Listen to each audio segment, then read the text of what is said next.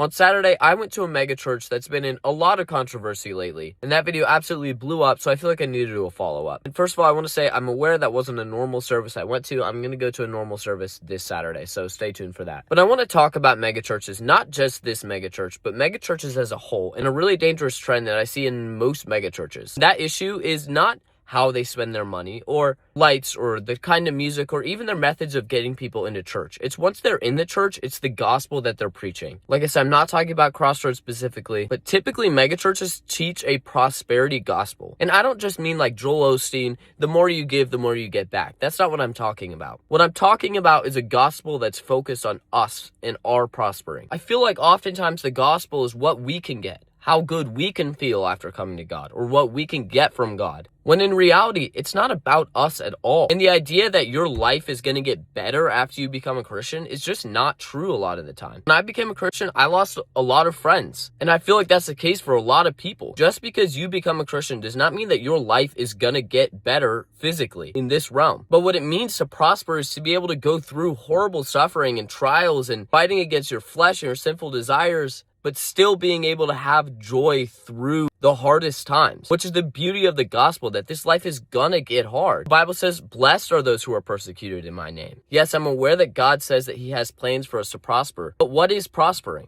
Ask a Christian in Nigeria. To prosper is just to be alive, and if they're lucky, to have a roof over their head. In our Americanized Christianity, we think that prospering means having $1 million, a big house. To prosper is to be alive and to have joy through horrible trials and great suffering. And offering this gospel to people that says that your life is just going to get so much better and you're not going to have suffering, and this positive feel-good preaching is a false gospel, and it won't hold up through our daily trials. And I think the worry that I have with that is that when people hear that gospel and they come to Christ through that, when their life gets hard and when the gospel doesn't deliver on their promise, they're just pushed away. Like I said, I'm going to go back to Crossroads on Saturday. I hope that this isn't the case. I'll let you guys know. I'm excited. Maybe I'll do another follow-up after that.